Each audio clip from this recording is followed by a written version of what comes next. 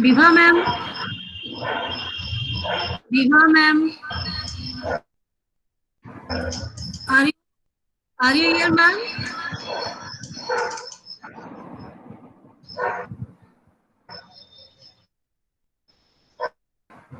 नंदिनी, हमें लग रहा है विभा मैम ने join.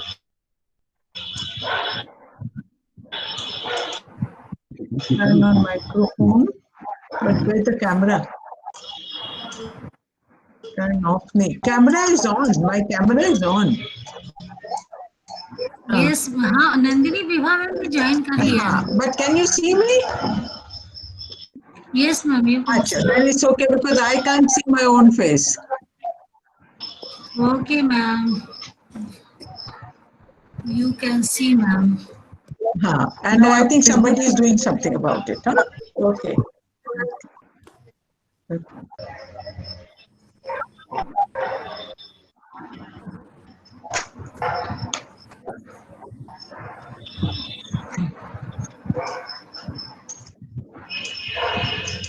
A warm welcome. Wave workshop, Introduction to Women Position in Philosophy. I welcome Professor Vibha Chakravarti ma'am and hand over the mic. Join की अभी तो नहीं, शो तो नहीं कर रहे मैम। मैम दिख रही है मुझे, नंदिनी मैम दिख रही हैं। हाँ दिख रही हैं, बिल्कुल दिख रही हैं। मुझे आप दिख रहे हैं। I can see you, I can see Ranjan, I can see Nandini, I can see quite a few faces. I can't see my own, that's it. myself Archana ma'am, ma'am मैं दिख रही हूँ आपको? No ma'am. हाँ, आप दिख रही हैं मुझे। दीक्षा मैम प्रणाम। Okay ma'am, but you are visible to us ma'am, so you can start your lecture. That's fine then. That's fine. If I am visible to you, I can whenever you tell me, I will begin. Okay, sure ma'am. So Nandini ji, आप वो करें, session शुरू करें। Nandini start करो। हाँ, अर्चना ma'am आप जरा guide कर दीजिए। हाँ नंदिनी, हेलो नंदिनी, नंदिनी सेशन शुरू कीजिए।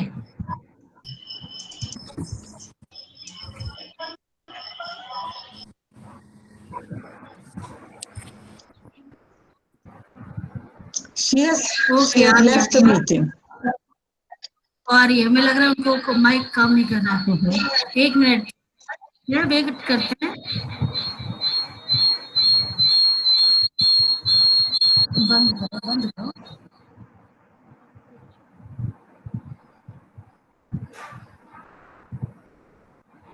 नंदिनी, अर्चना मैम, नंदिनी जी दिख नहीं रही है। तब तक पूजा को मैं बोलूं इंट्रोड्यूस करने के लिए विभा मैम को, फिर नंदिनी जी आ जाएंगी। Okay.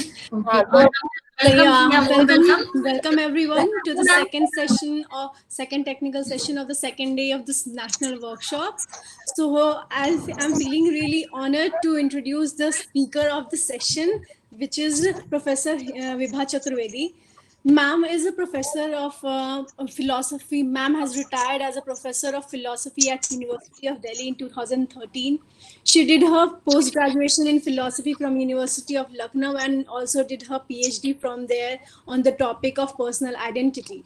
She began her teaching career as a lecturer in philosophy at University of Lucknow University, and later she joined the Department of Philosophy at University of Delhi. Her area of special interest are modern Western philosophy, philosophy of religion, gender studies, and she has authored 2 books, namely The Problem of Personal Identity and Wittgenstein's Criticism, Belief, Reason, and Practice. And in the title Understanding Ethics, she has also published a book titled Understanding Ethics, edited by her and Dr. Pragati Sani, who is also a professor associate professor at Department of Philosophy, and she has published this book with Macmillan India. and its second edition has been published by Motilal Banarsidass in 2019 in Delhi. She has published several articles in academic journal and anthology. She held many administrative positions in Delhi University. Apart from being appointed as head of Department of Philosophy, she was chairperson of Gandhi Bhavan, Delhi University, International Students House of Women, and Hostel of Students from Northeast at Delhi University. She worked as the director of Women's Studies and Development Center at Delhi University for 5 years and implemented the university policy against sexual harassment at workplace. Currently, a book titled The Theory of Karma Revisited is under publication by Motilal Banarsidass. So with this brief biodata, I feel honored to ask you, ma'am, to begin with your paper. Thank you so much. Thank you, Pooja, for all your kind words. I'm really glad to be here. This is a new platform for me also.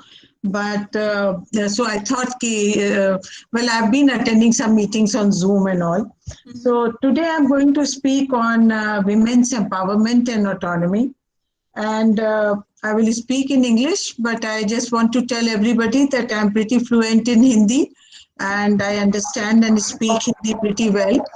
So therefore, anybody who wants to ask me something or want to say something in Hindi is most welcome. I think the mics will have to be muted because I can hear a lot of background noise. Yeah, thank you. So the first question is, do women need empowerment in India? And my answer would be an emphatic yes. After independence, we have taken many strides, a lot has been done, and the position of women has steadily improved. And therefore, women have achieved much in education, in economic participation, as well as with respect to social status. But still, the overall condition of women in India is a matter of deep concern, and we do not figure very high on various indexes of gender equality, of human development, etc. Sometimes we are even behind some developing countries like Sri Lanka and Bangladesh. Now, for centuries now, first of all, I would like to say that a large chunk of highly educated, articulate, smart women in various fields in India should not make us oblivious to the fact that an overwhelming majority of women in our country are still, they face a lot of discrimination, exploitation, and they remain invisible in the mainstream of national life.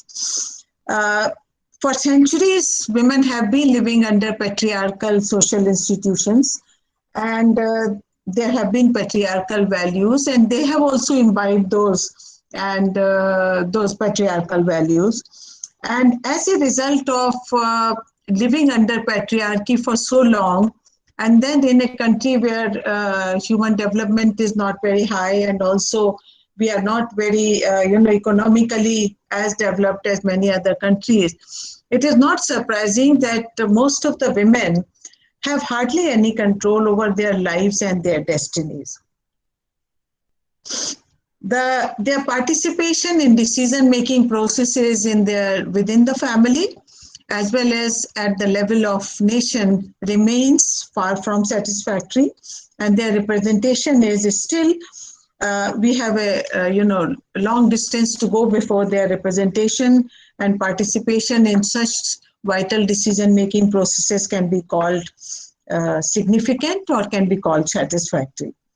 Now, we are blessed with a very progressive constitution, and successive governments in India have taken pains to introduce a lot of reformist and lot of progressive legislation, and therefore in that respect we have traveled a long way. But there is a big gap between what is there in the papers or what is there in policies and what is there on the ground. And therefore, despite all these things, the ground reality shows that most of the women still remain subjugated and invisible in spheres of vital decision-making processes. Now, before taking up the idea of empowerment and talking about it, I would be just like to clarify a few basic points which have been raised by feminist thinkers and which are now widely recognized. You know that, for a very, very long time or for centuries, women were not regarded as persons in a full-fledged sense. They were, of course, not regarded as citizens, but they were not even regarded as persons in a full-fledged sense. And many grounds were put forward for this. Their physical weakness. It was a widespread belief, and still maybe a widespread belief, that women are physically inferior to men. As a class, they are physically inferior to men. They are not rational, or not in them. Rationality is not as developed as it is developed in men, and also that they are by nature more emotional and take decisions on the basis of feelings and emotions rather than on the basis of rational consideration. And all these were put forward as justification for not regarding women as full-fledged persons. And then going a step further, these were also used as justifications for giving them a subordinate position to men in the family, and for putting them outside the realm of the public world. So as a result, due to patriarchy, what happened is that most of the women still, in our country at least, they are still in a subordinate position within the family and at the level of society, and also their representation and their participation is far from adequate at the national level. Women were, of course, not treated as citizens for a very, very long time. And due to patriarchy, they were relegated to the domestic sphere. And even within the domestic sphere, they were treated in a subjugated position. Now, in this whole debate, the distinction between public and private sphere becomes very important. Women's domain was supposed to be the private sphere, and men were given the public sphere. And therefore, women were relegated to care-related activities, which are most of the time unpaid within the family, and they were excluded from the public sphere.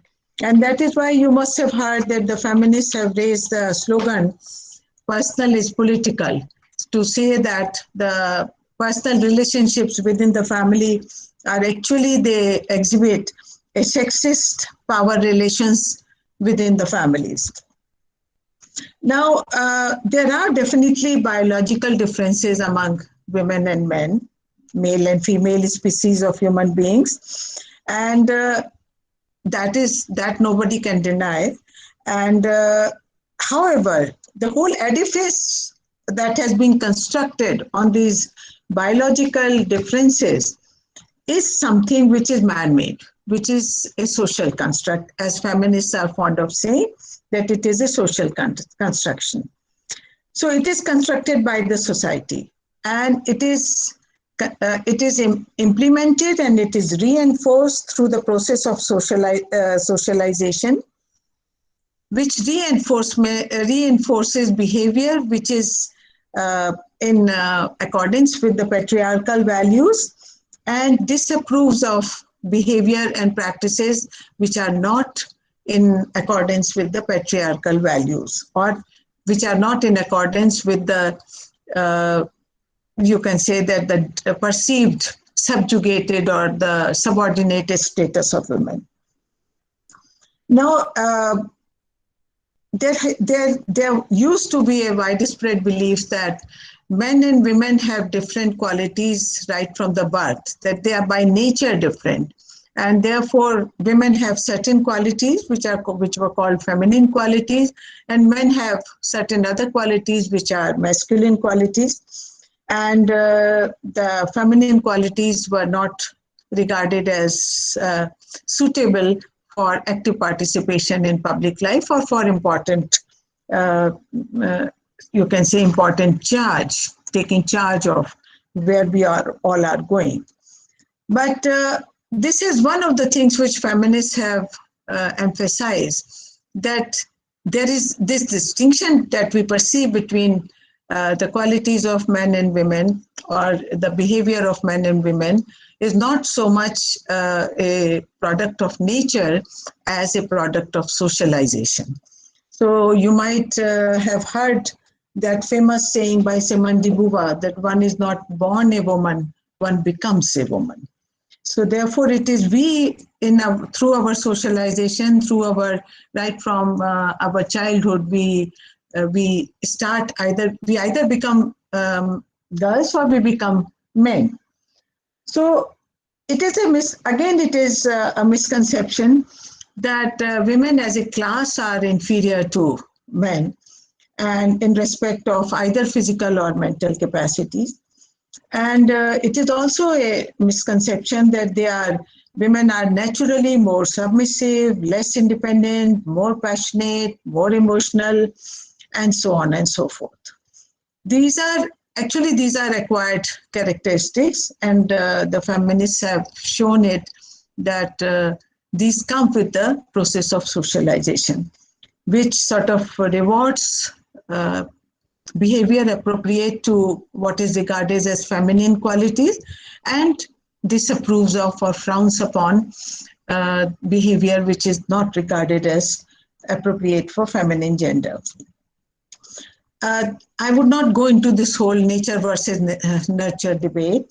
I would simply say that the fact that modern women are working successfully in almost all areas of public life is itself an evidence that given the right kind of education, environment, and training, women can do what men can do. So in general, it is in any case misleading to say that all women are inferior or all women are superior. Both are equally false, because all individuals differ from each other. And so there are differences among men. Individual men differ and individual women also differ. Now, the inequality between men and women gets expressed within the family and in the society in many ways. It gets expressed in discrimination against girls with respect to nutrition, with respect to care, with respect to access to health facilities and medical facilities, with access to social goods like education, jobs, etc., etc. It also gets expressed in with respect to their access to economic resources, and is also with respect to their access to wealth, land, property, money, etc. Then in addition to all this, there are much more restrictions on women with regard to mobility. So in short, we can say that women have less access to opportunities for self-development and self-expression. Moreover, being confined to the domestic sphere, they perform unpaid work, or what is euphemistically called labor of love, and are not able to participate in decision-making processes in society and nation. Most of the time, they do not have much say even in matters within the family, and matters very closely related to themselves, like marriage and size of the family, and so on and so forth. The situation has been improving over the years in independent India. So I should not talk like a prophet of gloom. Lots of things have improved, and we have watched it in our own lives. After all, people that you all are there on a gender workshop and I'm talking to you is itself an indication that things have improved. However, it is not an exaggeration to say that most of the Indian women, even today, do not have much say either within families or in public domain. In recent times, their security has become a big challenge, and rising crimes against women and even small girls are a really sad reflection on our society. I think in last 2 days you must have read about this horrific rape and brutalization of a girl in one of the districts of UP, Hathras. It is not correct, but I must also add a word of caution here. It is not really correct to make sweeping generalizations about women in India, because the differences in region, caste, religion, ethnicity, and economic status, they influence the condition and status of women. So feminists have rightly pointed out that discrimination against women is a function of many factors, like the ones mentioned earlier. Such factors often exacerbate or add to the gender-based discrimination. For example, Dalit women face much more discrimination and exploitation than higher caste Hindu women. Similarly, poorer women generally face greater discrimination and exploitation than women from higher economic strata. So therefore, the nature and level of discrimination or exploitation faced by women depends significantly on factors like the ones I mentioned earlier. And that is why now we have this intersectional explanation of the gender discrimination and gender inequality. Now let me come to the concept of empowerment, on which I mainly want to speak. So what is to be understood by women's empowerment? Very broadly, it means enabling women to have greater control over their bodies and lives. It has many dimensions, and the overall objective is to enable women to participate more effectively in decision-making processes within families, in society, and at the national level. In short, in both the private and the public sphere in the country. Better access to education, greater economic independence, greater reproductive rights, and greater political participation are some of the important steps for women's empowerment. Economic and political empowerment of women remain two very significant issues in this context. In recent times, issues of security and safety also have become very important, as I mentioned earlier. Now, one indicator of empowerment of an individual is that she is able to access the opportunities available to her, and she is able to make use of those opportunities for her self-development in various aspects of personal and social life. So availability of opportunities is very important, and also equally important is an individual's ability to access those opportunities and to make use of them to for her own interests and for her own development. Because, you know, if the opportunities are not there, of course, for example, if, you know, I may give you a very, an example. Suppose a girl is married at the age of 9 or 10, when she's still a child, then, you know, to talk of her using the opportunities available for girls for education and other things will really not make much sense. So therefore, both the things are very important. But all the opportunities may be available, but if the girls do not want to make use of them, then again, their being there is not of much use. But all these, the availability of opportunities and individuals' capacity or capability to use those opportunities, both of them are affected by several factors. One of them is, of course, economic strata of the family.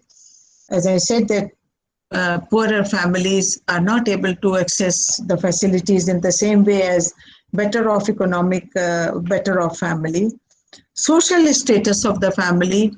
I mean, we keep reading as to how some of the socially backward castes, women from socially backward castes and women from Dalit communities, women from tribal communities, they do not have either the similar opportunities are not available to them, and even if they are there, whatever opportunities are there, they are not able to make effective use of them. it is not really an exaggeration to say that whenever we talk of backward, socially backward communities or castes or groups, women of that caste or community or group would be the most backward among them. So they would still be, they would be behind even the men of that community, what to say of other more advanced communities. Empowerment, we have to remember that it's a process, it's not a product. So an individual gradually becomes empowered by several steps. And empowerment is also a matter of degree. So nobody is fully empowered, nobody is, I think, not at all empowered. People are somewhere in between. And the more empowered you are, the more control you have on your own life and the decisions affecting your life. The empowerment also increases the level of self-confidence and self-respect of the individuals. And therefore, you will find that the empowered women have a greater, not only a greater confidence, they exhibit greater confidence, also greater sense of self-respect. And therefore, they tend to be more assertive and they can put their, and argue for their position and their view much more effectively. Feminist thinkers from early times had emphasized these issues, that women must be allowed to have education, must be allowed some civil and political rights in order that they may move from the domestic sphere, their confinement to the domestic sphere, and they may move from the position where their ultimate aim of life is to please men and to look good and to keep the men in the family happy and to move towards more other pursuits which are available to men. Now, one of the most important aspects of empowerment is where it is autonomy. Now, and whenever we talk of autonomy, what we mean is that a person's capability to be self-directed, a person's ability to set goals for oneself and to choose the best means to pursue those goals and then to move towards those goals. So that those who are self-directed, they can be called autonomous. Now, many of you might be, if not all, might be philosophy students, I presume. And it would be pertinent here to talk of one thinker, that is Immanuel Kant, who said that, who defined autonomy, he said that freedom doesn't mean the freedom to act arbitrarily. Freedom means that we set our own rules and then we follow those rules. So that is the sense of autonomy, that the persons are not, they do not follow a path simply because they are directed to do so or because somebody dictates them to do so. They follow that path because they themselves choose that path. They themselves choose the means to follow that path. They themselves set their goals and then follow them. Now, this is one of the most important aspects of autonomy, if not the most important aspect of autonomy. Because, education, economic independence, even maybe greater mobility, etc., will not really take women very far if they are also they do not have self-respect, they do not have self-confidence, and they do not act as autonomous agents. When people act, when they act as agents, you know that we are all socially embedded people. Every human being is socially embedded and we act in a social context. And when we act in a social context, then naturally the social institutions, they in a way draw the boundaries as to within which we have to act or we have to exercise our agency. So patriarchy also sets the boundaries for women within which they have to exercise their decision making or their agency. Now, when there are social institutions, they definitely put restrictions, and they, as I said, they will sort of draw boundaries within which individuals act as agents. But at the same time, the individuals also affect the social institutions. Now, sociologists are not of the same opinion with respect to what is more important when we talk of our agency, whether it is social institutions or whether it is our own individual agency.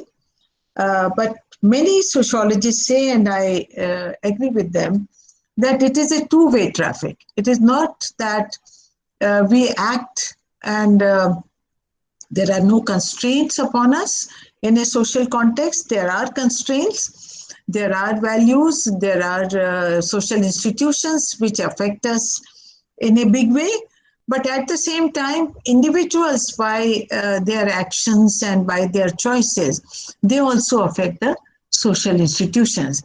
And that sort of mutual, you can say, action, reaction, and mutual sort of action can be seen in our society also. We have seen, at least for people like me with my white hair, I have seen how things have changed within my own lifetime. And I think you all also must be seeing how things are changing within your own lifetime. So the social institutions also do get influenced by what individuals do. And individuals can make a dent on social institutions. Some feminists are not very enamored of this whole idea of autonomy, because they say that this autonomy is a typically masculine idea, and it treats human beings as isolated atomic beings who are their own masters or who act by themselves and so on. But individuals are socially embedded, and women more so, because women, we have perceived that, we know from our own experience also, that women, first of all, they are in families, they care a lot for the opinions and the conveniences and the values of the family members. They also are very concerned with the relationship with other family members as well as with other human beings. So while it is true that none of us are self-sufficient and we act and live in a socially embedded environment, but it is also true that this individual autonomy can be accommodated within this socially embedded venue of action that we all get. So now many feminists have argued that this in family relations, relations of care, relations of affection, and social relations can be accommodated with the idea of, they are not inconsistent with the idea of autonomy. And therefore, they very often are fond of talking of the concept of relational autonomy, which emphasizes that we are beings who have relations, we are socially embedded, and we act in that capacity, but we can still be autonomous, acting in that capacity. Now, as I mentioned earlier, and I am maybe even at the cost of repeating, I'll again like to say that the family environment, the social relationships that an individual has, and the socialization process through which an individual grows up, they significantly influence an agent's or a girl's or a woman's capacity to exercise autonomous choices. In case somebody is brought up in very, very restricted atmosphere, where she is not allowed to speak her mind, she's not allowed to take her own decisions, she has to do most of the things according to the wishes of the elders in the family, then naturally that will not strengthen her capacity to take autonomous decision. But if somebody is brought up in a more nurturing, more caring, but also more if I may use the word, free environment in which the girl is encouraged to express her opinions, girl is encouraged to talk to her parents about her choices, her preferences, her values, her ideas, then that definitely she would grow up to be more capable of taking autonomous, making autonomous choices. So severely restrictive environment as well as some severely restrictive material conditions, they affect the individual's capacity to make autonomous decisions in a very significant manner. So extreme poverty, for example, is one of those where, what sort of autonomous choices are available to girls. I cannot really mention the area. I do not remember which area this was. I was seeing a story on one of the TV news reports once, in which they were talking about a community who lives on the highways, and it was somewhere the highways from Delhi to Rajasthan, if I remember correctly, and where the girls from the age of 12 or 13 are pushed into prostitution for those who are traveling on the highway. Now, if the girls are being pushed into prostitution at the age of 11, 12, well, what would they later on, how much avenues do they have to make free choices or to make choices for their self-development and all?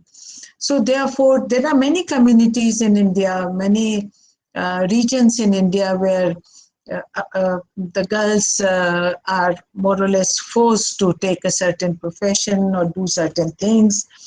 There are also the phenomenon of child marriage is still very prevalent, and in these circumstances, it is only to be expected that women's capacity to take autonomous decisions would not be strengthened.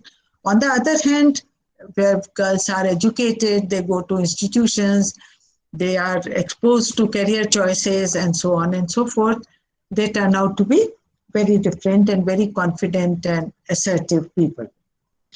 So keeping all these things in mind, that, the situation of girls in different communities, different tribes, in different regions of India, in different castes of India, in different religions of India, in different cultural milieu of India, they differ quite a lot, and all these factors affect their empowerment and their autonomy. Now, in general, feminists have pointed out that women's lives are characterized more by failure of autonomy rather than exercise of autonomy. Because of having lived in patriarchal social institutions, having internalized the patriarchal values which always treat women as subordinate to men, because of all that, and because of also this emphasis on being confined to the domestic sphere, and there also the decisions, a lot of decisions being taken by men rather than women, it is not surprising that women are not very good at exhibiting autonomous decisions or exercising autonomy.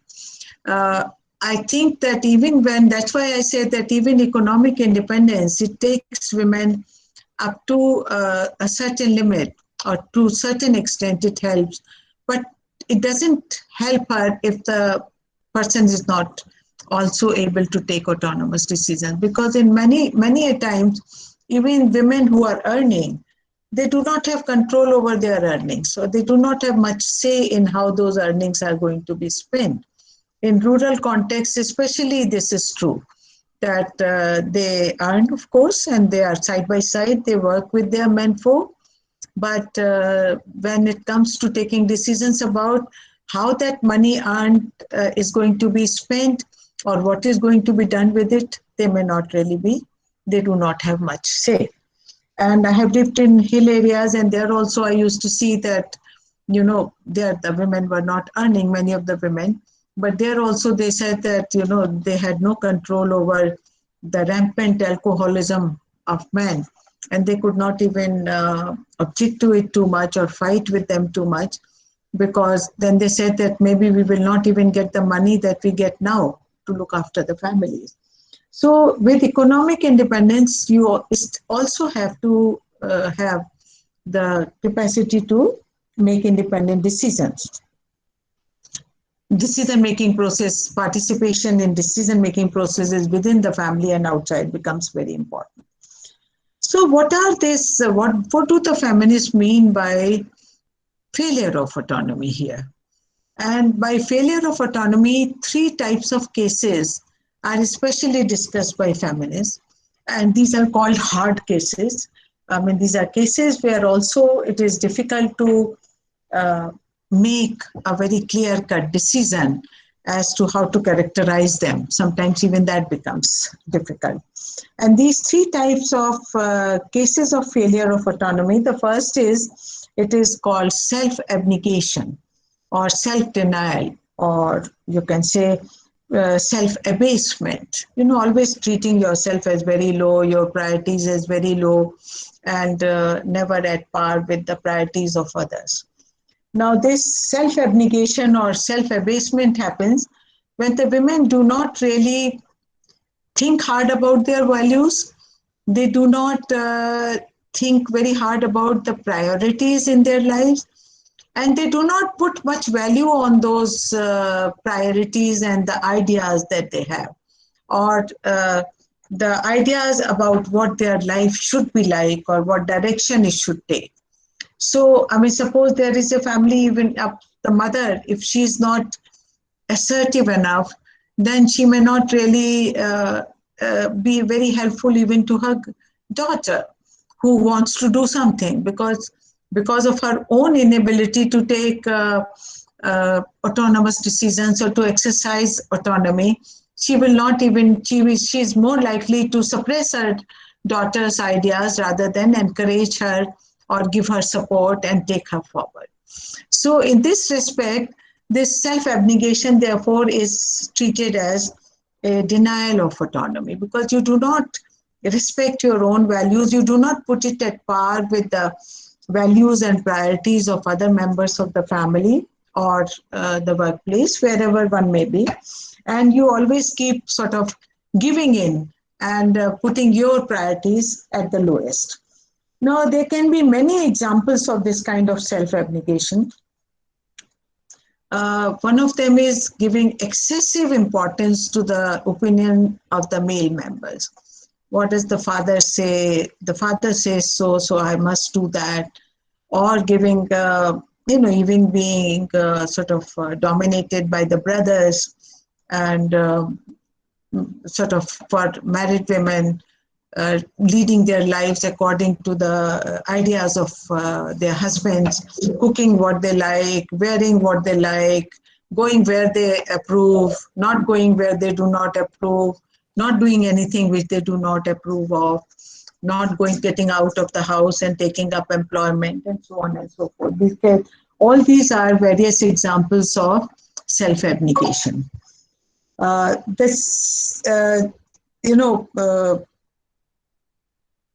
The early feminists, I'm reminded of Mary Wollstonecraft and Simone de Beauvoir and all, and right from them, of course, the modern feminists say this even more, that many women think that their life's main objective is to keep the men in the family happy. And so therefore, they will like to do everything according to their choices. And if there is a conflict, then they would give in their own values and their own preferences. Then we also find a tendency among women, because they put themselves last, not to pay as much attention to their nutrition, to their health, and all that. I mean, I'm reminded of an ad which I sometimes see on the TV, where a mother-in-law, I think I hear it on the radio, FM radio perhaps, while I'm driving, that where the mother-in-law says that she asked the bahu that, what have you kept? You have given this food to me. Have you kept vegetable for yourself? And the daughter-in-law very nicely says, no, Ammaji, it doesn't matter. There is some chutney in the house. I'll take my food with the chutney. And then the mother-in-law, of course, because it pertains to modern times. So therefore, the mother-in-law says, no, how can that be? You are pregnant and you have to take care of what you are eating. So we know that most of the girls in India, the level of malnutrition and the level of, they are underweight, they are malnourished, they are not as healthy as men. Part of it is because of the family's neglect, and some of it may also be because they also do not assert themselves in the family, and they always put their needs at the last.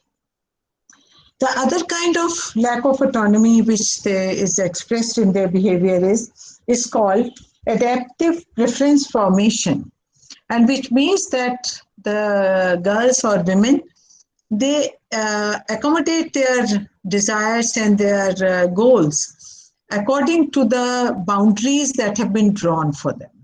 So, for example, if there is a family which is strongly against women's working, then they will say, okay, it's not possible for me to go out and take up an employment or to start working or take up a career. So, I have to somehow do this, and I have to find out some way of keeping myself happy and keeping myself satisfied by doing something else. And therefore, this is, so they just seem to like it. And most of us may sometimes feel surprised, but we should not be surprised if they say, but I'm so happy. I'm most happy when I'm sitting at home and looking after my children or looking after my husband, and I'm not so happy at the idea of going out and earning a living or doing something else, and so on and so forth.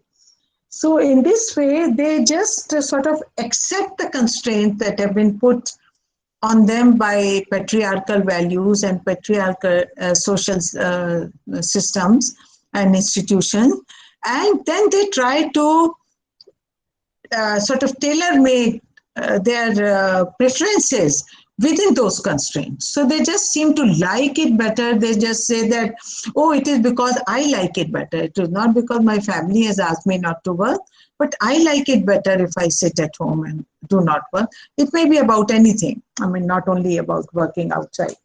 So this is adaptive preference formation, where this thing. And one of the expressions which we find among women is where they do not want to move out of abusive marriages. Married women, they do not stand up to domestic violence, and they certainly do not move out in abusive relationships. Martha Nussbaum has especially chosen this example to mention in case of their lack of autonomy. The third one is, of course, much worse than the other two, and that is actively participating and adopting gender oppressive practices. You must have heard this said so often, that women are women's worst enemies. And quite often it seems that, for a young married girl, maybe her worst enemy is her mother-in-law in many cases. So what this means is that women have internalized the patriarchal values so deeply that they themselves start actively participating in exercising those oppressive kind of controls over other younger women in the family.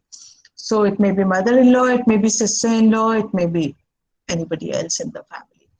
And that I think we keep hearing, living in Delhi, we keep hearing about what is called honor killings, or when some young couple, a young girl or boy want to marry out of their choice, and which is supposed to be either intercaste or interfaith or some other reason, this is not, it doesn't have family's approval, then the families really inflict terrible violence on these girls, and quite often they have to pay the price with their lives. And the same thing in case of dowry deaths. There were so many cases where it was said that the mother-in-law and sister-in-law, etc., other women in the marital family actively participate in torturing the young bride and harassing her for this thing, or even burning the bride and so on.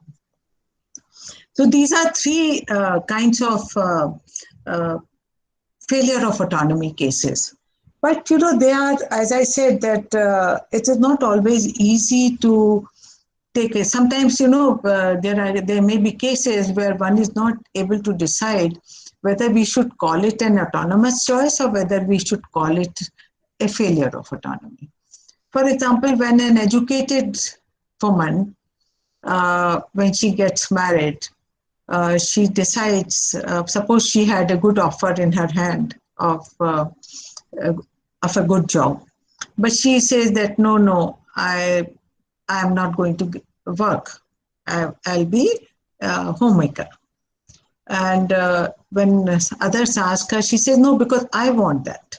It is my choice and I wish to be a homemaker, and therefore and you know that there are so many women who opt out of the job market around the age of 30 when they have children. Then they stay out of the job market for quite some time till the children have grown up a little bit. And they say, we'll take up employment again after the children have grown up because we will like to bring up the children. And you also know that now that there is this childcare leave, and 90% or more than 90% of the times it is the mother who takes the childcare leave to look after a sick child or to look after the child while the exams are going on. Because we used to face this problem quite often in educational institutions, that so many teachers wanted childcare leave around the time the board exams were being held. So women decide to do this and they make a choice. When they make a choice, one is not sure. If she's educated, you assume that, well, she's able to take a decision. Is that so? So in this case, it may not be all that clear. Or when women insist upon wearing a veil, they say, no, we like to wear it as a fashion statement, and therefore we are wearing a veil. It is not a symptom or a symbol of any kind of oppression or any such thing. So then you are not very sure whether to call it, just because the person has taken that decision, presumably after reflection and after thinking about it. Therefore, you are not sure whether to call it a free decision or whether to call it, failure of autonomy. So there may be such cases, but in many cases it is very clear that this is a case of failure of autonomy rather than exercise of autonomy. And therefore, while there are gray areas, and we do not know, because we do hear such arguments from people who say that we do it because we think it is good.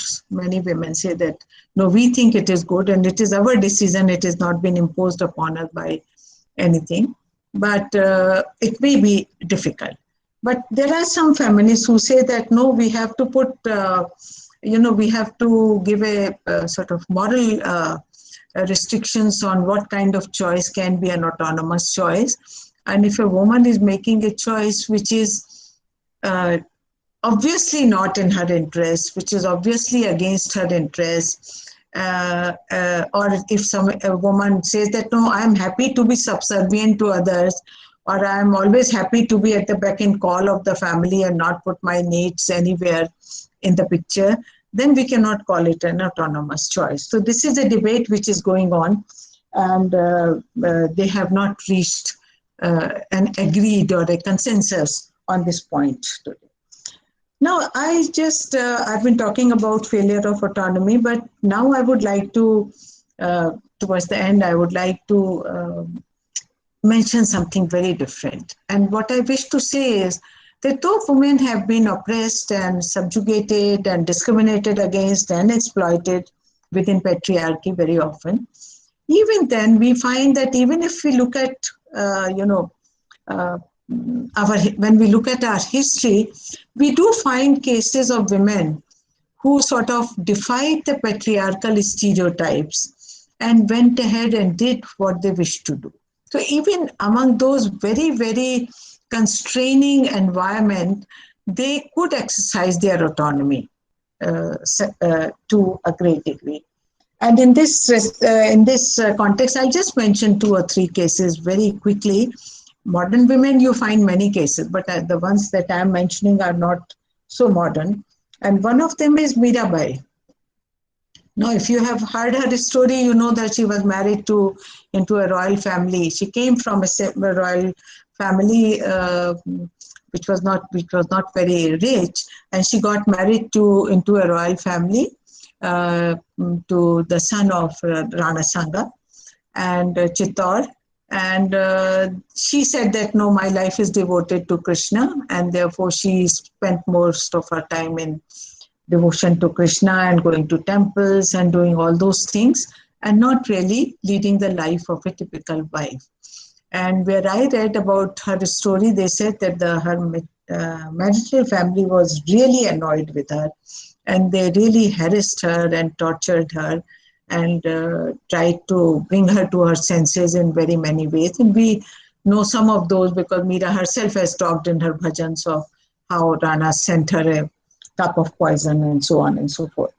And this article also said that Meera was, when her Raja Bhoj died, then she was asked to commit sati, but she said that, no, I'm not a widow, and I'm married to Krishna, and she decided not to commit sati, and she quietly went away to Vrindavan and sort of spent her time there in Krishna devotion.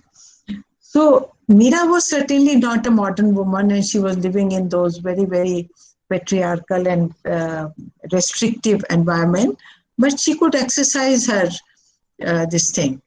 Luckily, because this was a matter of devotion to Krishna, it was a spiritual matter, so therefore we respect her for that rather than criticize her for that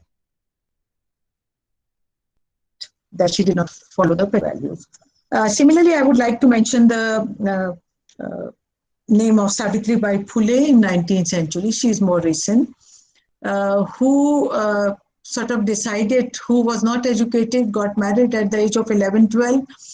Her husband taught her, and then after that she was taught by other people. Then she went on to do teachers training, and then she started teaching girls, and she insisted that girls from all castes will come to her school, and she had to face a lot of flack because people didn't want their girls to go to schools, and certainly not to schools where girls from all castes were coming. And there was somewhere, it was written when I was reading on her, that when she used to go to the school, she used to carry a spare sari because people would throw mud on her to criticize her, and then when she will reach the school, she will change her sari and then start her classes.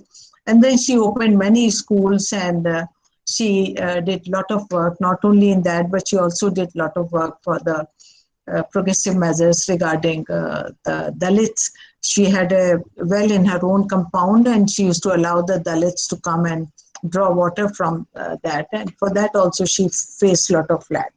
But she went ahead. Despite that, she went ahead. So in this way, we have women, examples of women who went and did something which was not really expected of them, which was not something within the patriarchal norms, and they did something. There's Durgabai Deshmukh, there is Pandita Ramabai, and there can be many other examples of such people. Rani Lakshmibai, of course, who defied patriarchal stereotypes. And so what I wish to say before I conclude is that if these women living in those times could exercise their will and could sort of assert themselves and could find ways to sort of follow their goals, which they perceive to be their goals or which they preferred, to do all that, then certainly girls today and women today, when we are living in much better times where society is now much more open to these progressive ideas, where the law is taking one progressive measure after another. Constitution is in our favor. We are in a free democratic country. In this country, then I think women really can, if they really seriously decide to exercise their autonomy, they can take very long strides, and there's hardly anything, or rather, let me say, there's nothing that they cannot achieve with their efforts. So I do wish that we will see more women in decision-making processes at all levels of national life, at all levels of our social life, which is still not very much. There are still very few, be it our legislative bodies, parliament, or political this thing, except in panchayats, where their participation has been ensured as a result of reservation for women. In all other political institutions, their voice is not very visible. And similarly, in other economic activities and all, and very often women think that, well, these are not our areas. We should only worry about women's issues. No. Every issue which affects our life is as much a woman's issue as a man's issue. So why should women not be worried about or not think about the budget or about our economic policy or about use of our economic resources, use of social goods, education, and everything. So I do hope, and I would like to end on this optimistic hope, that women in India will take long strides, and very soon we will be high on all these gender equality index and human development index and so on and so forth. Thank you. Thank you so much for such a wonderful and grateful lecture. And you must be hearing some sound disturbance from my side, because I had to go out due to some reason. But I really enjoyed the talk, and the way you have tried to elaborate the concepts of women's empowerment, starting from that concept and going till till the colonial India's women's situation, that is commendable. So now I would like Pooja to deal with this question answer session. I just wish to say one thing. Anyone who wants to speak in Hindi, please feel free to say talk in Hindi. As I said, I'm very, very, very fluent in Hindi also. I might not know the technical terms, but otherwise I speak Hindi fluently. May I ask a question? Pooja, I am Alok Tandon. May I ask a question? Hello. Please handle question answer session. Yes. May I ask a question?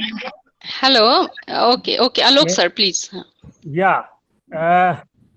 Vibha जी बहुत बहुत धन्यवाद, आपको बहुत दिनों के बाद सुना और आप मुझे भी आपका नाम बहुत फेमिलियर लग रहा है, but I can't see your face. आप मुझे फेस को देखना चाहती तो देखिए, आप लखनऊ की हैं और मैं लखनऊ विश्वविद्यालय में काफी आता जाता रहा हूँ, आपके लेक्चर्स सुने हैं। तो थैंक यू। हाँ, तो आपसे पुराना परिचय है। अब मैं आपको देख रही हूँ, बिल्कुल अब मैं देख सकती हूँ। लेकिन मुझे ये मालूम था कि आप हमेशा की तरह बहुत संतुलित ढंग से बोलेंगी और ऑप्टिमिस्टिक नोट पर ही खत्म करेंगी। आपने जो विषय उठाया कि क्यों महिलाएं अपनी ऑटोनॉमी में फेल्योर हो जाती है, मुझे लगता है ये बहुत ही इम्पोर्टेंट है आपकी टॉक में, और इसी से संबंधित मेरा सवाल है। मेरा सवाल ये है कि क्या हमारे पीछे जो धर्म और संस्कृति का जो ऐतिहासिक बैगेज है, वो क्या ये रोल प्ले नहीं करता, जिसको मैं कहूँगा कि आइडियोलॉजिकल रोल प्ले नहीं करता, कि महिलाओं को उनकी अपनी स्थिति स्वीकार करने के लिए उनकी सहमति पैदा कर देता है। और इसी वजह से जैसा कि आपने कहा कि वो कहती हैं कि मैं तो स्वयं ये चूज करती हूँ, यही मेरे लिए अच्छा है, और इसी के जरिए मैं इसी तरीके जीना चाहती हूँ।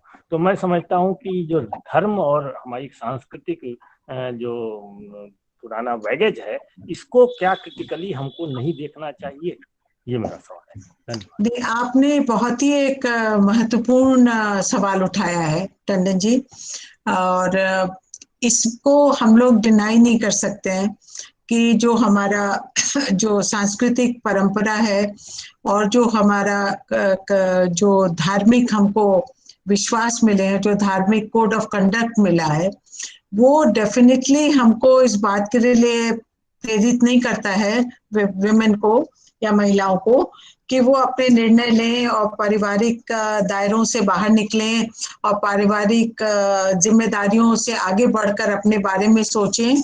इसके लिए बिल्कुल भी प्रेरित नहीं करता है। मुश्किल ये होती है कि जैसा कि फेमिनिस्ट भी कहती हैं और जैसा कि हम सब अपने अनुभव से भी जानते हैं कि जो जब हम बड़े होते हैं और जिस तरह के सोशलाइजेशन में हम बड़े होते हैं, उस तरह के सोशलाइजेशन में जो बहुत सारी वैल्यूज होती हैं, उनको खुद विमेन इतना स्ट्रांगली इंटरनलाइज कर लेती हैं, आत्मसात कर लेती हैं कि वो उनसे बाहर निकलकर सोच ही नहीं सकती हैं, और उनसे बाहर निकलकर सोचने में उनको लगता है कुछ बहुत गलत बात हो रही है, ये तो सही नहीं है। तो इसीलिए आप देखेंगे कि जो हमारे, मैं तो कहती हूँ धार्मिक विश्वासों को तो फिर भी बड़ी चीज है, तरफ छोड़ दीजिए। स्मृतियों में जो कहा गया या रिलीजियस स्क्रिप्चर्स में जो कहा गया कई जगह पे, वो तो अपनी जगह है ही है, जिसका कि बहुत बड़ा प्रभाव है। बट इवन हमारे जो रीति रिवाज होते हैं सिंपल से घरों में, और उन रीति रिवाजों को भी फॉलो करने के लिए फैमिलीज का प्रेशर होता है। बट क्वाइट ऑफन मैं देखती हूँ बहुत ही मॉडर्न, पढ़ी लिखी, खुले दिमागों वाली लड़कियां भी उन रीति रिवाजों के बारे में बहुत ही पर्टिकुलर होती हैं, एंड वो उनको लगता है कि नहीं, ये तो हमें करना ही चाहिए, और करती हैं। तो ये आप बिल्कुल सही कह रहे हैं कि ये जो इंटरनलाइजेशन है ये पैट्रियार्कल वैल्यूज का, ये इतना डीप रूटेड है और इतना वाइड स्प्रेड है कि उसकी वजह से ऑटोनॉमी की एक्सरसाइज में बहुत बड़ी बाधा यही खुद ही है। और उसी की वजह से ये देखिए कि जो अगर मैं कहूँ, अगर ये अतिशयोक्ति न माना जाए, कि ओवरवेलमिंग मेजॉरिटी ऑफ गर्ल्स जो हैं वो खुद ही नहीं एक्सरसाइज करना चाहती हैं, इवन उन विषयों पर जो कि उनके लिए उनके जीवन मरण के प्रश्न हैं। अब जैसे आप देखिए शादी का प्रश्न है, शादी के प्रश्न पे हमारे देश में कितनी लड़कियां हैं जो ये कहती हैं कि नहीं, हम तो अपनी मर्जी से शादी करेंगे। ज्यादातर से आप पूछेंगे तो वो कहेंगे नहीं, हम तो परिवार की सहमति से ही करेंगे। और ज्यादातर लड़कियां हमारे यहाँ जो शादियां हैं वो ओवरवेलमिंग मेजॉरिटी केसेस में वो परिवार की मर्जी से होती है, लड़कियों की मर्जी से नहीं होती है। फैमिली की साइज के बारे में है। अब आप जानते हैं कि हमारा पितृसत्तात्मक समाज में लड़का पैदा करने के लिए कितना जबरदस्त प्रेशर होता है लड़कियों पे, और उसको बहुत सारी विमेन खुद ही नहीं कभी रेजिस्ट करती हैं, बल्कि वो उसको कहेंगी, उसको तरह तरह के रैशनलाइजेशन देके शायद उसके सपोर्ट करेंगे। तो अब इसमें मुश्किल ये होता है, जो यहाँ पर, क्योंकि टंडन जी आप तो इतने खुद ही थिंकर हैं, इसलिए मैं ये बात आपके सामने ये कह रही हूँ कि अगर कोई और कहता है कि नहीं ये बात तो सही नहीं है, ये हमको इम्पोज करनी चाहिए, तो भी हम ऑटोनॉमी को का हनन करते हैं कि भाई व्यक्ति को तो अपना निर्णय लेने की स्वतंत्रता हम देना चाहते हैं। अब निर्णय लेने की स्वतंत्रता देने के बाद ये हम कैसे इम्पोज करें कि इस तरह के निर्णय तो सही नहीं है, ये तो गलत ही गलत है और यही निर्णय सही है।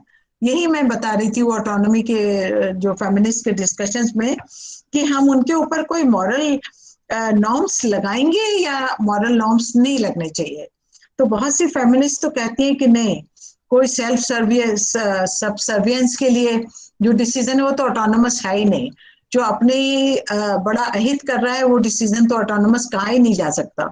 बट बाकी जो है वो अभी थोड़ा सा ये कहने में हिचकिचाते हैं, बिकॉज वो वही प्रॉब्लम है कि जब आप एक बार लिबरल स्टैंड ले लेते हैं, जैसे हम लोग अपने घरों में अपने जिंदगी में देखते हैं कि अगर बच्चे को कहा कि भाई हम तुम्हें अपने चुनाव करने के, अपने डिसीजन लेने की फ्रीडम दे रहे हैं, तो फिर रोकें कैसे? जहां हमको गलत भी डिसीजन लग रहा है तो हम कहते हैं भाई हम तो तुम्हें सलाह दे सकते हैं, देखो हम बता रहे हैं, इसके प्रोज एंड कॉन्स बता रहे हैं, बट डिसीजन तो तुम्हारा ही है, इट्स योर कॉल। तो वो वही वाली दुविधा वाली स्थिति होती है। लेकिन एक चीज तो ये दिखती है कि जो धार्मिक मान्यताएं हैं और जो पैट्रियार्कल वैल्यूज हैं, जिनको कि धर्म से सम्मत वैल्यूज के रूप में हमारे सामने प्रेजेंट किया जाता है, उनको चैलेंज तो करना ही पड़ेगा। अगर विमेन को ऑटोनॉमी की तरफ बढ़ना है तो उनको चैलेंज तो करना जरूरी होगा। उनका पालन करते हुए तो ऑटोनॉमी के रास्ते पे नहीं चला जा सकता है, ये तो मुझे बिल्कुल स्पष्ट लगता है। बहुत बहुत धन्यवाद। Hello, good evening, ma'am. Mhm. This is Dr. Rekha Oja here. Yes, I can see you, Rekha. Please. Yes, ma'am.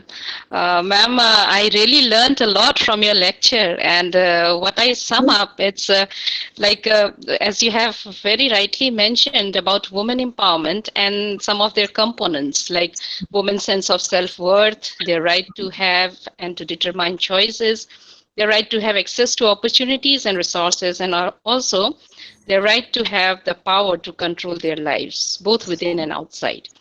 So keeping this component within mind, there are certain, just a small query which is troubling my mind. The first is, how can we contribute to the women empowerment? And the second, which I feel that can women empowerment be successfully conducted? And the most important question, sometimes my students also used to ask me, like, why, ma'am, it is women empowerment, why not girls empowerment? So these are the three queries, ma'am, if you please Let me elaborate. begin with the third one, because girls only covers girls of a certain age, women covers women of all ages, and that's why we talk of women's empowerment. But of course, women's empowerment includes girls' empowerment, because if the girls are not empowered right from their early ages, then how will they end up being empowered women? So that is one thing. The second is, what are the steps for women's empowerment? So there are some steps which seem to be obvious, like educating them, giving them better nutrition, treating them as equal members of the family by the parents, giving them choice with respect to marriage, giving them the option to take up employment, become economically independent. Economic independence may not be sufficient for women's empowerment, but it is a very big step, because I have seen in my experience that those women who earn, automatically they sort of start getting some kind of, they getting a better handle on their lives, because they have money, they can decide, they can take important decisions. Many a time women cannot take decisions about the money they earn, but in many cases they can. And so this does bring empowerment. Education brings empowerment. Enabling environment in which girls are, they can talk to their parents, they talk to the family members talk on equal footing, where it's not earmarked that only the girls will do all the household work, boys will not do. All those simple little things also help a lot. Then, of course, at the level of government, lots of things can be done. And we know some of the measures that the governments have been taking to empower women. And in our country, of course, the first step, the major step was that the girls should be allowed to be born. The female feticide, checking female feticide, that itself was the biggest concern. Security, because if you say that women will be in the public world, but at every step they will be scared that somebody may attack them, somebody may kidnap them, how will they work in a secure environment? So ensuring women's security, changing the perspective of people, where they look at women as as individuals and not merely as attractive objects who are there for pleasing them, or who are there for their own concerns. So all these steps can help. And can women's empowerment be achieved? Yes, of course. Don't we see that? I mean, growingly, we are the women. A large section of women is becoming more and more empowered. Not all of them, but many of them are becoming more empowered. Thank you, ma'am. Thank you, ma'am. Thank you so much. Thank you, ma'am. And there are a few more questions in the comment section. I would read, like, if you like, I would read out for you, and you can answer them accordingly. Yeah. Please do. There's a first question from Kalyani Sarangi that care is a virtue. If it is possessed by women, what's wrong with it? But on that basis, we can make the distinction between men and women. It's not right. What would be your reaction to it? Yeah, I would agree that care is a virtue. If it is a virtue, it is a virtue for everybody. If it's not a virtue, it is not a virtue for anybody. So care is a virtue. And I think the feminists have very rightly emphasized that our work culture, our work environment, our family environment, they should nurture care rather than not nurture care. So therefore, care is a virtue. Where the fault lies is that care is only the task of women. They are supposed to devote their lives to caring activities, which in most cases are unpaid. Sometimes they are paid, like nurses and all, when they go out to work. But otherwise, it is not realized that care activities are men's activities also. Because what happens is that our notion of human being is largely centered on men. And if we accept that human beings are of male and female, they're two biological kinds, and we also accept that human beings have children, then human beings have to take care of those children, and human beings have to take care of their sick and elderly. If this is so, then these are things which are good for both men and women, and both men and women should participate in that. And that is why you will find that some feminists talk of more equitable families, that within the family, the work division and this should be more just and more equitable. So if care is a virtue, there should be more care-oriented practices in our work culture, in our environment, all around us. I agree with you. Thank you, ma'am. Next question is from Achia Begum. She says, sometimes women become reason for violence against another woman in form of mother-in-law, in form of sister-in-law, sometimes in the form of daughter-in-law, or in many other forms. What is your response in this regard? I did say that, but I'll repeat it, that yes, women do this, and women are, because they have internalized patriarchal values, and therefore they also do not regard the women members of their family as equal individuals, as equal citizens. And many women that is my, you can say, naive psychology, so I would not put much value on it, but that is my feeling.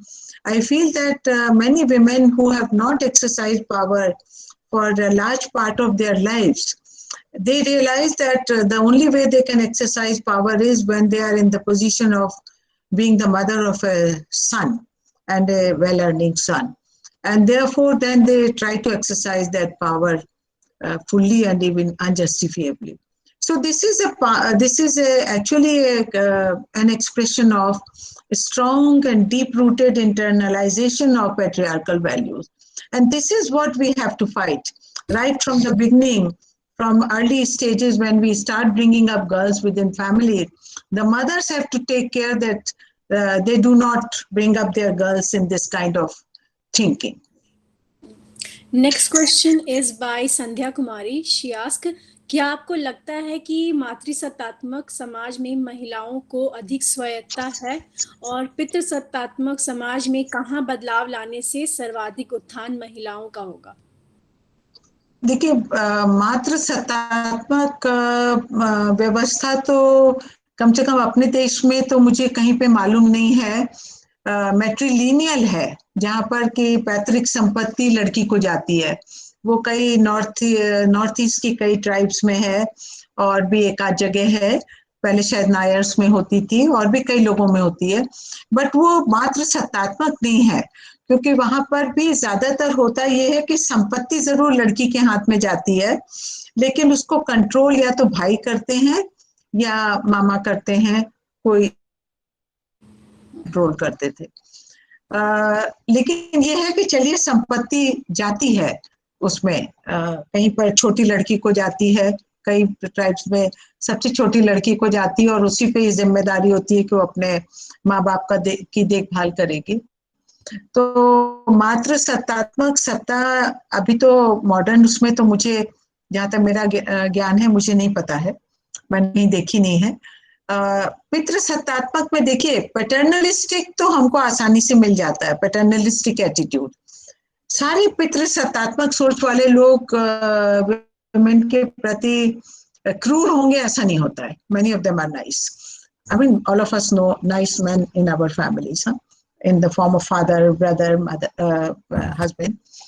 लेकिन ये है कि अगर एक पितृ सत्तात्मक सोच में हम अगर ये बदलाव ले आए, उसको इस हद तक बदल दें किसी तरह से कि भाई जो औरतें हैं वो हमारे बराबर की इक्वल नागरिक हैं, इक्वल व्यक्ति हैं, और उनकी जो चॉइसेस हैं, उनकी जो व्यूज हैं, उनके जो प्रेफरेंसेस हैं, उनको भी हमें इक्वल रेस्पेक्ट देनी है।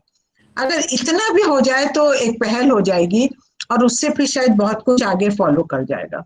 अभी तो ये एटीट्यूड ही अभी इतना कम है, और इस एटीट्यूड के प्रति कमिटमेंट ही इतना कम है अभी, उसकी वजह से बहुत समस्या है। Thank you, ma'am.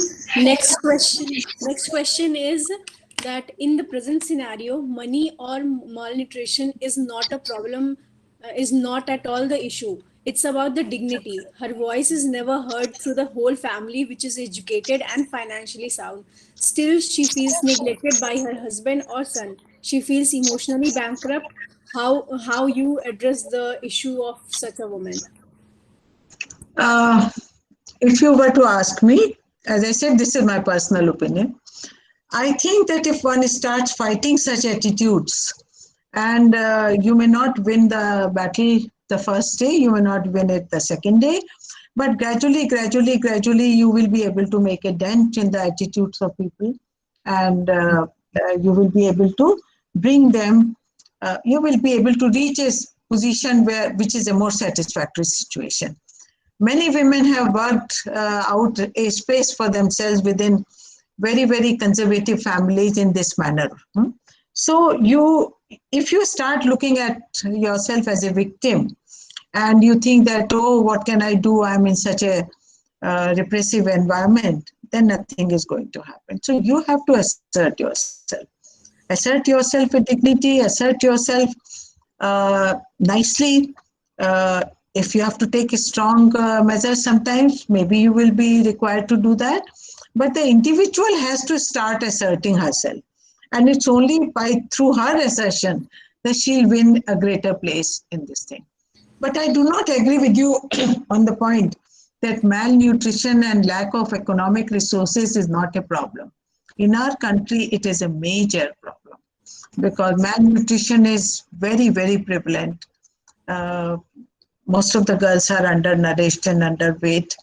And economic resources also, you know, that ours is not a developed country or a rich country. So many people are so poor. And I mean, you hear these heartrending stories. I'm sure if you watch the TV and you open some of these ads by the NGOs and you look at those emaciated children with big stomachs and sunken eyes and all, you realize that malnutrition in our country is very, very widespread. Thank you, ma'am. And next question is by myself only, that our decisions are always influenced by our values, which are basically fed to us since childhood. So the gray area of autonomy, which you mentioned in your paper, might always come in clash with the family values, which family or the values which family expect us to follow through, and the personal choices. So these clash. So which would be the better take on it? Because parents always try to like even if they allow you the autonomy or all the education they have, they expect that you at least somehow or somewhere you follow their values or Yes. expectations which they are like for particularly I'm speaking it from my own experience that whether Yes. like No, my parents are I fully understand it. And yes. that is a situation in which I think many girls are placed. And I'm going to say something which is not in the interest of people of my generation, because I'm a mother and a grandmother now. It is this, that, you know, if you give freedom to another individual, but you also say, okay, I give you freedom to make choices, but then you will do what I wish you to do. That's no freedom. So once the parents give freedom to the children, as I said, then there is this, what should I say, there is this challenge that the children may decide something very different. And sometimes it may appear to you that what the child has decided is not in her interest. And you feel that this is not really a good decision. So what do liberal and intelligent parents do? Or what they do is they say, well, see, you are doing this, let me tell you, these are the pitfalls, these are the good points. I think I'm just telling you about the choices available to you, but ultimately it is your call. So, but then the parents have to be prepared to accept that the child may not decide according to their wishes, or the child may take a decision which is not in keeping with their, which they do not like very much. But that is what giving freedom or being free means, because I think, right, I mean, all of us, when we were growing up, I'm sure that people of our generation also took decisions which our parents didn't like very much. But we, you know, every generation is like a relay race. No? Every generation walks a little ahead. So then the others take on from there, and they run farther. And then the others run even farther. So that's how empowerment and emancipation keeps getting strengthened. So that's a challenge, but with a little tact and a little confidence, little trust among the parents and the children, this battle can be won. Let me assure you. Thank you, ma'am. There's another question by Anish Chakravarti. His question is, should men and women be aesthetically judged subjectively? Say that so and so is beautiful or ugly. If not, then in which way such aesthetic value can be attributed to a person, especially a woman? Anish, may I ask you a question? Are you the same Anish who was in our department? Yes, ma'am. Yes, ma'am. So nice to see you. Okay, I can see you. Now you have grown a beard. Huh? Okay, good to see you after a long, long time. Ma'am, No, you Anish, always well. Yes, ma'am. Anish, actually, I'm not at all against appreciating beauty. Beautiful things in nature. We all like beautiful things in nature. We like lovely flowers and trees and greens and mountains.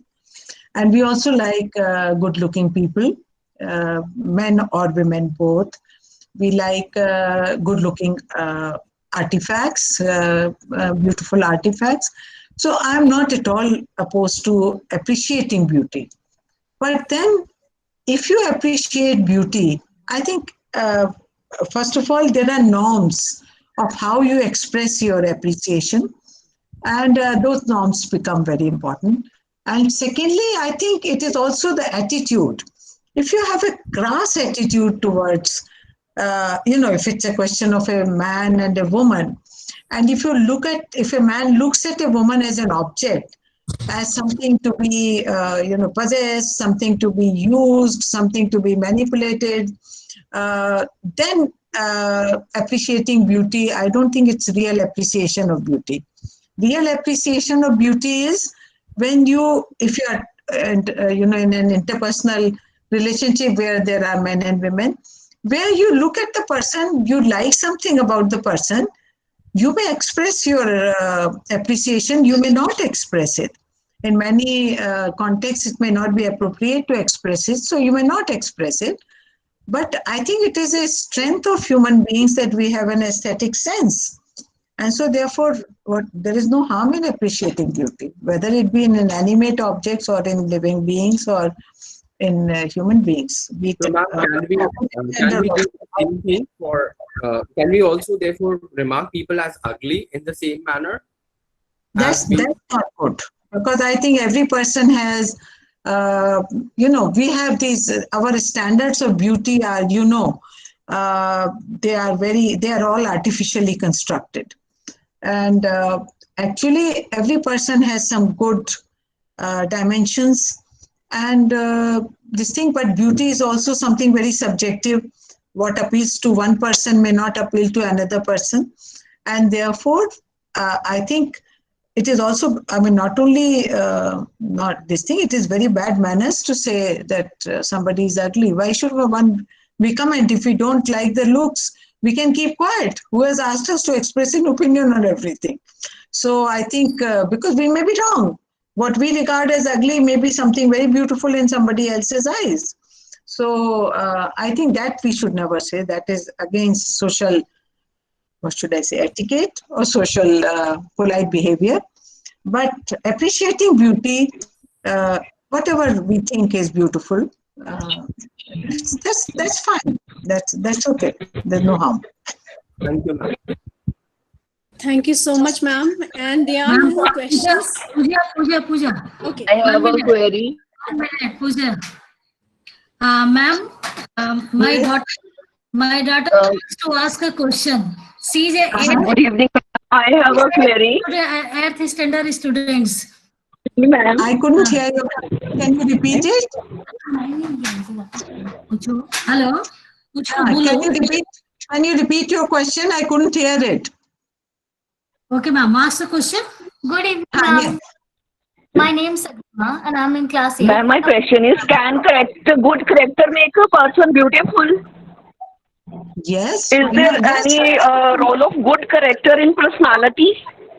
Yes, I think your good qualities play a very vital role, because good qualities give a sort of not only make you a very likable person, but good qualities also give you a kind of charming persona and a very this thing. There are so many people who may not be good looking in a traditional way, but when we look at them because of their inner goodness, we can see the inner goodness on their face, and we never even notice that they are not very beautiful in traditional sense, and we are as impressed with them as very beautiful faces, or maybe sometimes more impressed with them than merely physically beautiful faces. So good character does have.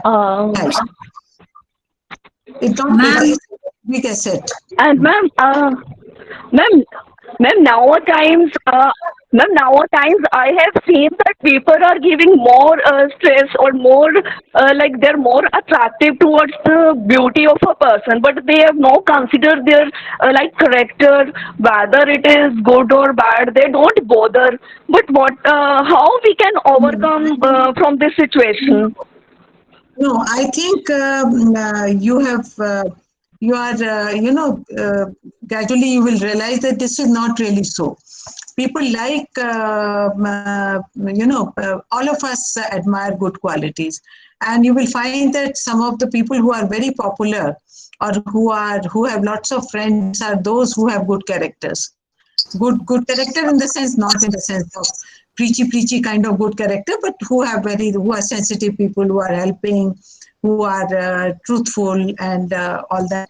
So it is not really that people do not admire good qualities. The only thing is that the first thing you see in a person is the physical appearance, and therefore that strikes you first. And it's only when you interact with the person and you come in contact with the person that you see the good qualities.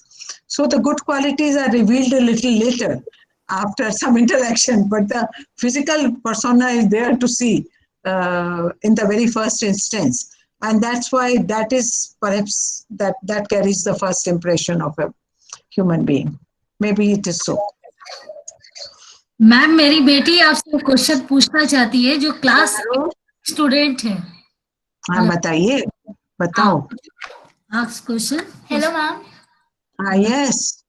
My name is Agnima Tripadi and I'm in class 8.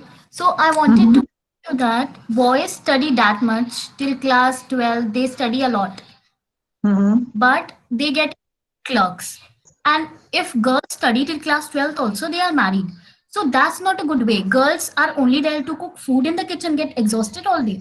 So I wanted to ask that can we change this mindset of people? I totally agree with you. The girls are not meant only to cook for men. Certainly not. And they should be allowed to study as, if they want to study further, they should be allowed to study further. And education is always an asset. Education is never wasted. So this mindset really needs to be changed. But it will change. It will be changed if the girls also themselves do not succumb to this. And they resist it in a maybe not in a very violent way, because that doesn't really solve the problem. But slowly and steadily, if you keep on asserting yourself, and if you keep on saying it, then gradually people start seeing the point of what you are saying. So don't give up hope. You are certainly not meant to cook food.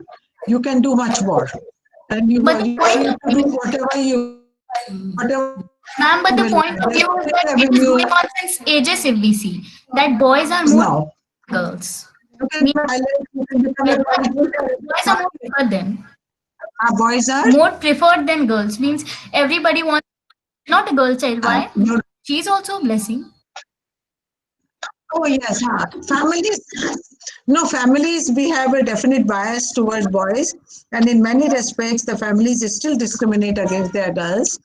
But I think more and more educated families are giving freedom to their girls to take up a career, to do what they feel like, to pursue their hobbies. And I'm sure if your mother is attending this workshop, she is one of those kinds, and she'll give you that freedom. So you should try and pursue your ideas and try to achieve something and be an achiever in your life. All my good wishes to you for that. Thanks, ma'am. Thanks a lot. It means a lot to me. Thank you so much, ma'am. So there are no more questions in the chat box, but there are so many comments and comments that this paper was really informative and wonderful. I'm so happy to on hear behalf it. of every other person, I congratulate you, ma'am, and thank you on behalf of all of them. Hello. So I I thank guess all I of you request for inviting me. I thank all of you for inviting me, and I was a bit puzzled as to where to peg my lecture and what to cover and where. Because I wasn't sure what sort of audience I was going to address. If I knew that there are some serious research scholars, I would peg it differently. I pegged it somewhere in between, which I thought which would be useful for a student. But I am really thankful for being invited, and I have enjoyed the interaction immensely. Thank you. Hello. Vibha ma'am. Yes. There is one of your students, Dr. Nandini Singh. I know. She couldn't get connected in the initial period of the session. I saw her So face now, and she disappeared now. Yes. So I would like Dr. Nandini Singh to come and present a vote of thanks. Okay, Dr. Nandini, Sure. are you I there? would love it. Thank you Ritu Jaiswal ji. प्रणाम ma'am, मैं doctor Nandini Singh. शायद आपको याद हो, आज से 20 साल पहले एक लंबे अंतराल के बाद मैम आपको सुना मैंने। जी ma'am. Nandini, sorry to interrupt you, but I remember you and I have talked to you in recent past. I very much remember you. जी जी जी मैम, जब हम लोग स्टूडेंट थे तब भी इतना अप्रिशिएट करते थे, और आपकी क्लासेस तो रेगुलरली अटेंड करना और नोट्स बनाना, वो सब आज आपको सुन के ऐसा लगा कि वापस 20 साल पहले हम लोग डीयू की क्लासेस में चले गए। और मैम, फेमिनिज्म के ऊपर या फेमिनिस्ट अप्रोच के साथ महिलाओं की स्थिति को आज आपने जिस संतुलित ढंग से प्रस्तुत किया मैम, जैसा कि हमेशा ही आपका प्रेजेंटेशन रहता है, मुझे बहुत सारी क्लैरिटी आई इस मुद्दे को लेकर। आप जानती हैं कि एक बार मैंने इस सिलसिले में आपसे बात भी की थी, और शायद तब तक भी मुझे बहुत स्पष्टता नहीं थी कुछ चीज़ों को लेकर। स्पेशली मैम, आपने एक बड़े ही संतुलित ढंग से चीज़ों को सामने रखते हुए ये बताया कि कैसे ऐसा नहीं है कि पूरी की पूरी पिक्चर जो है वो नेगेटिव है, और स्वतंत्रता के बाद स्थिति जो है संविधान की वजह से काफी कुछ सुधार देखने को मिला है स्त्रियों की स्थिति को लेकर। लेकिन आज भी जो हम न्यूज़ में सुनते हैं, जो पॉलिसीज बनाई जाती हैं और जो ग्राउंड रियलिटीज है, उनमें एक फर्क भी विद्यमान है। तो ये दोनों बातें हैं, ये दोनों पिक्चर है कि स्थिति अभी बहुत बेहतर नहीं हुई है और स्थिति पहले से बहुत बेहतर भी है। तो ये एक बहुत ही बारीक चीज है जो आपने स्पष्ट की। दूसरी चीज की जो एक सोशलाइजेशन की वजह से अगर हम स्त्री को ह्यूमन बीइंग की तरह ट्रीट करते हैं, मनुष्य की तरह ट्रीट करते हैं, चाहे वो स्त्री हो या पुरुष हो, तो स्थितियां अपने आप ही बेहतर हो जाएंगी, क्योंकि फिर आप स्त्री से भी वही अपेक्षा करेंगे जो पुरुष से मनुष्य होने के कारण अपेक्षा करते हैं। लेकिन दिक्कत तब आती है जब हम एक निश्चित तरह के पितृसत्तात्मक समाज में रहते हुए बायोलॉजिकली दो डिफरेंट तरीके के मनुष्यों को स्त्री या पुरुष के रूप में उनको हम देखने लग जाते हैं और उस तरह से उनको ट्रीट करते हैं, और एक आपस में एक बिल्कुल ही विपरीत जैसे वातावरण में उनको परवरिश देने के कारण एक विरोधात्मक स्थितियां दोनों के बीच में बन जाती हैं। तो इसकी तरफ ध्यान देने की आवश्यकता है। आपने इन चीजों पर भी मैम बहुत अच्छे से एक क्लैरिटी हम लोगों को दी कि किस तरह से शिक्षा की दृष्टि से, अर्थ या इकोनॉमिक पॉइंट ऑफ व्यू से और पॉलिटिकल एस्पेक्ट में भी स्त्रियों की बेहतरी को देखने की आवश्यकता है। यानी कि एक टोटलिटी में चीज़ों को अगर हम देखेंगे तो ही हम शायद स्थितियों में फर्क ला सकते हैं।